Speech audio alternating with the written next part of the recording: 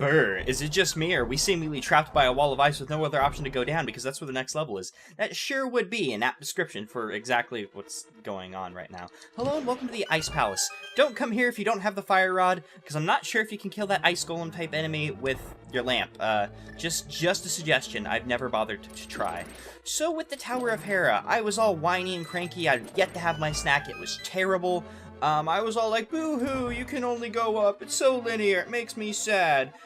In this level, we're going to be, rather than climbing a tower, we're going to be going downwards, into a big pit-type dungeon. Actually, that would actually be a proper usage of the word dungeon, but that's not the point that's happening here. We're going to be going downwards.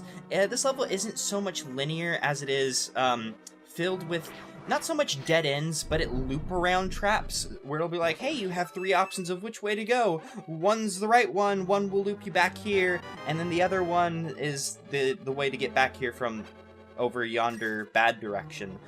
So this level was one of the levels that kind of boogled my mind as a kid, because I was like, I keep going this way, but not finding any new places to go. Instead of saying, maybe I should check that direction, I've yet to go. So, you're going to want to be a bit conservative with your magic in this level, unless you're fighting penguins. Those penguins are a pain in the ass to kill. The best way to kill them is, of course, by using Quake or a later ability you would get, which does use up a lot of magic, which goes against me being saying you need to conserve your magic, rah. But those penguins just suck because they slide in like one direction, so they'll like slide towards you or slide away from you, which makes it hard to either hit them or easy to get hit by them. So fighting them with your sword, while not impossible, it's actually very, very easy. It's just so much easier just to bust out Quake, because they have a good tendency to drop magic pots / bags. I don't know if it's supposed to be a pot or a bag, and even magic decanters. So usually you're just better off just spamming Quake whenever you fight them. If you're using Quake and not I actually wanted to drop a bomb there, and then I picked it up accidentally. If you're using Quake and not an ability from later on in the game, you're going to want to make sure you get in like a middle of a herd of them if you are using Quake. Speaking of the penguin new enemies, we have a new enemy as the Stalfos Knights. So the Stalfos Knights are kind of a joke. You kill them and then they fall apart. At this point, if you do not hit them with a bomb, they will get back up again. So you have to have bombs if you're going to kill them. And I'm going to want to get out my hookshot, because it would make these killing these Baris easier if I do not actually just get killed by the spikes, which would be a shame. And I would like a spin attack to make dealing with that lizard thing. I don't know what the fuck that's really supposed to be. No, it's supposed to be vermin of some sort. Do lizards count as vermin? I don't believe they would. That is not my field of expertise at all. There are very few fields I could consider myself an expert in. One of them I could say I'm an expert in is using a fairy prematurely in a dungeon, and oh, I actually managed to hit him, and there is a key in this room, as you can see, and unfortunately it was the only fucking Bari, I don't know, it's probably Bari, that I did not kill. And, oh, luckily for us, the crystal switch was in the correct position, which is pretty good, that it was, like, in this next room and not 4 rooms down, so it's not like, oh, I have to go back, I once again have not yet had my snack and I am cranky, instead of just like, oh, hey, it's in the next room, my bad, I'll just go backwards, it's not any problem. Oh, this just opens the door, it doesn't matter, we'll kill the Zolas, because they're free kills, you know, racking up our kill count, which is a very important aspect in the Legend of Zelda series, as I'm pretty sure we're all aware of. And, despite the fact that you guys are in the air, my Quake will oh, my Quake did not take you out! Oh my god, this game is more advanced than I believed it to be, and that's what I get for cracking a joke at it. Those damn penguins. Be careful now, because I've just learned that if they're in the air, your Quake will not hit them. Touche game. Well, the game didn't say anything, but I have the feeling that the game would have just made a witty remark, if not just a shit-eating grin at that point. So welcome to the mechanic that everybody hates about the Ice Palace, and that the ice physics makes you slide, and makes it really, really hard to get down stairs or push blocks. It's because you're slippery and you're going everywhere and no one's having fun. A lot of people would liken this to losing their virginities. I, however, would like to liken it to nothing at all. I cannot think of a single slippery thing I ever deal with. I'm so lonely. I'm so lonely I'm just gonna drop through this floor and hopefully die. But instead of dying, I'm filled with even more sadness because I have found a big chest, but I have no key to stick in, because I would like the thing that's in the chest, but unfortunately that's not going to be happening anytime soon for me or anybody else, because if you've somehow got the big key already, hit me up, because I would love to know how you got the big key that early on in the dungeon. You can email me at myemail.com. That's where you can email me. And oh, cool. I kept picking up the skulls, just half out of instinct, half out of I had stopped paying attention, trying to come up with such a clever fake email, because I'd forgotten that. Not so much forgotten, but I was like, I already got the key. I need to keep going. Speaking of having to keep going, this could be a pain in the ass if not handled correctly. It shouldn't be too much of a problem. You don't want to go too slow, and actually I'm going to back up because I got stuck on that corner there. And I don't want this fire bar to shuffle me off the edge any more than I already can do to myself from the ice physics. And that was actually a pretty perfect run of that room, aside from the initial failure, which makes it a imperfect run, which makes everything I've just said pointless. So we'll just kill some Baris, because that is nature's way of making you feel better, killing Baris, and feeling the need to now get away from a rabbit beam, bust out a fire rod, because one of these, oh, really, only one of those ice golem guys decided that they wanted to kick my ass in a bit. Anyways, I'm going to laugh as you get stuck on the skull that protected me, and I'm going to go ahead, since there's only there's two penguins, but since it wasn't like a herd of penguins, dealing with them with the sword was not a problem.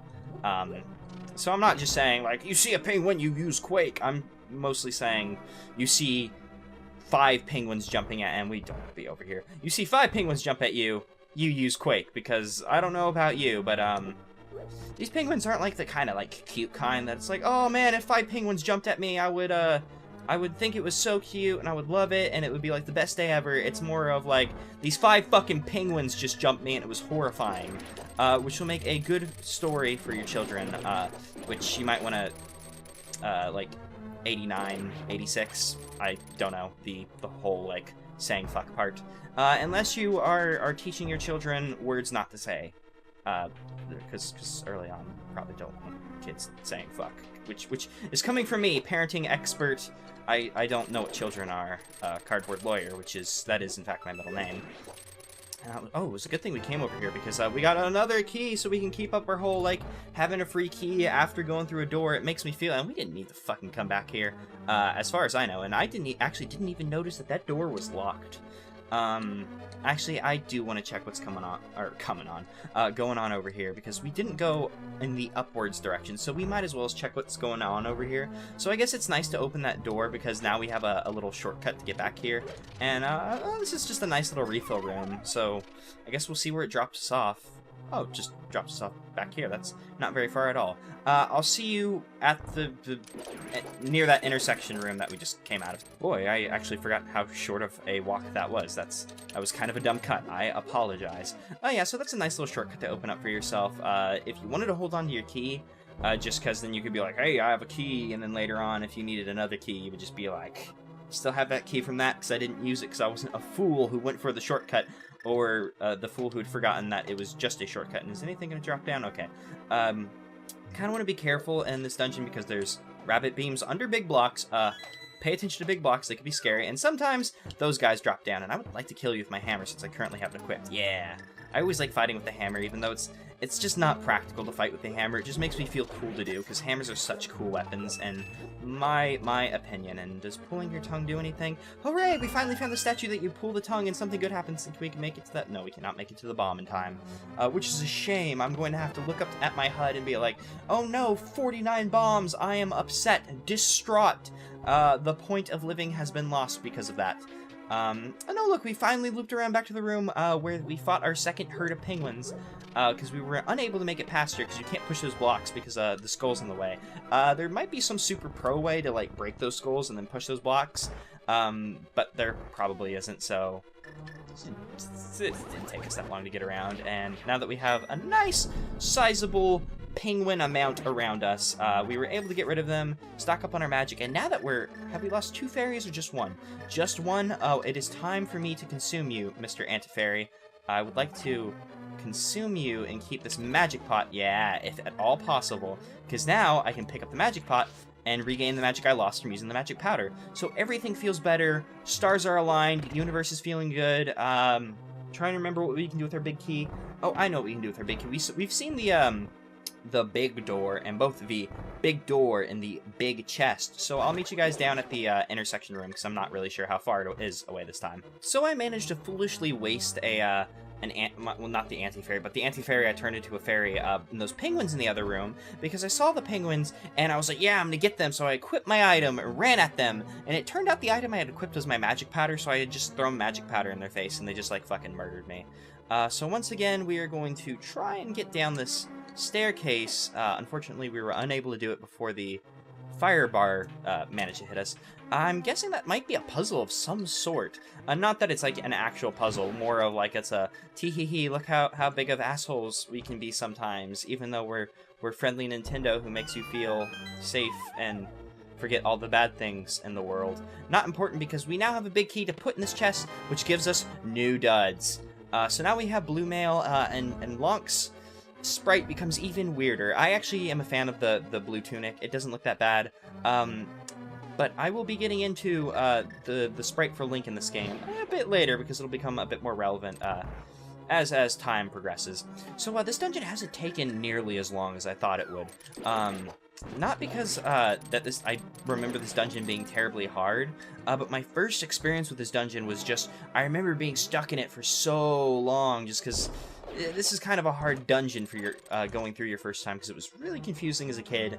So just the fact that we're kind of just breezing through it in terms of how long it's been, I mean, it'd be foolish to say that we're like home free because we are not out of the dungeon yet. So it's bad to run into a fairy that you were trying to catch. It's also bad that I forgotten the topic that I was talking about before. Don't feel safe. Never feel safe. Feeling safe is bad, because once you feel safe, then a skeleton knight will jump down, and he'll hop around, and he'll feel really cool about himself, but he's not really that difficult of an enemy, so, you know, we can all just kind of laugh at him. So here's a puzzle that we can totally circumvent if we had an item from a later dungeon.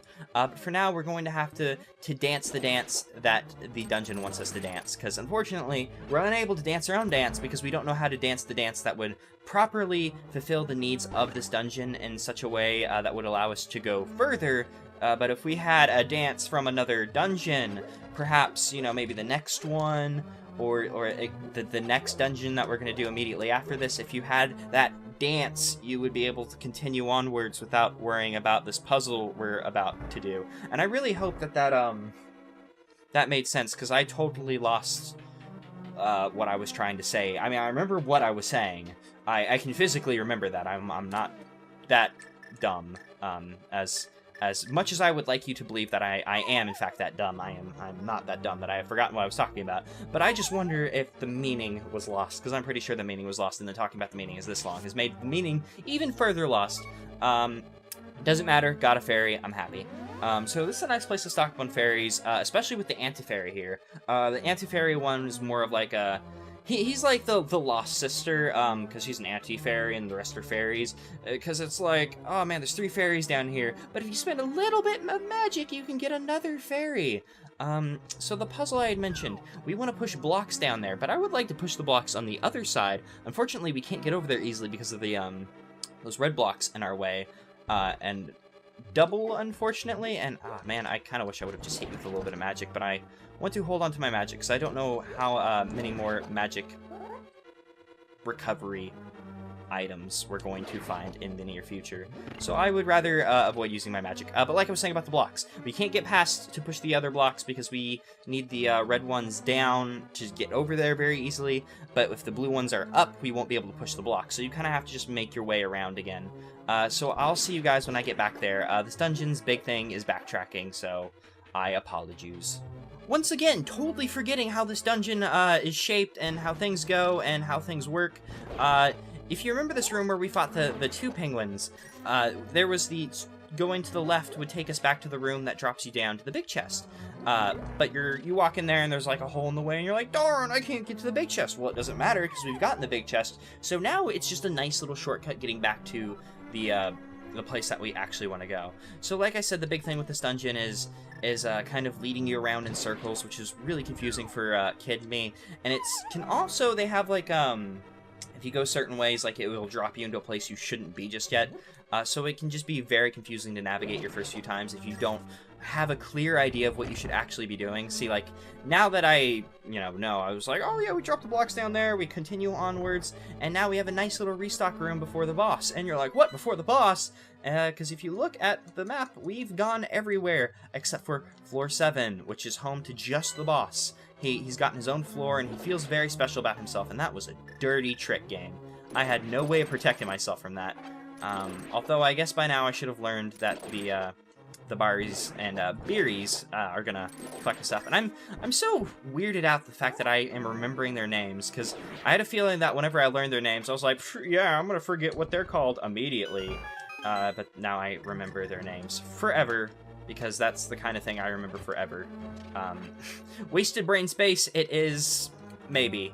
I don't wanna to think too much about it and get sad. So let's go ahead and move the statue out of our way, because yay, more moving statue stuff. A very confusing idea to me as a kid, because I was like, you can push, or I mean, you can pull the blocks, because I'm so used to, when I first played this game, I was only like, you can push blocks in Zelda 1, why would you be able to pull them? That's stupid! Speaking of stupid, you're a Kracko stuck in the ice. So this boss's name is Cold Stare. I know, what a great name for a boss. He's gonna try and drop ice on you. Just be wary of where the ice is coming down. It switches the directions, whether it goes diagonal or normal 4 directions. I don't know. Forgot what they're called. Doesn't matter. Northeast, southwest, whatever you want to call them. Just whack them with your fire rod. Your fire rod's going to be your best friend. Make sure you have magic going into this fight, because it's going to help a lot.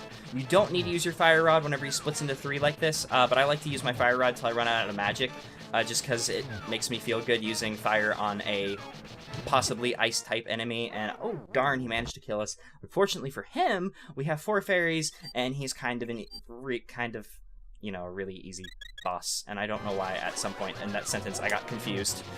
The fact that there's an easy boss killing us twice is what did it, and also because he's one-shotting us with our new clothes, because our new clothes actually add to our defense. So he's doing 3 hearts of damage with 1 hit, which I guess is his thing, because he's easy otherwise. So I guess they were like, we'll just give him a bunch of damage.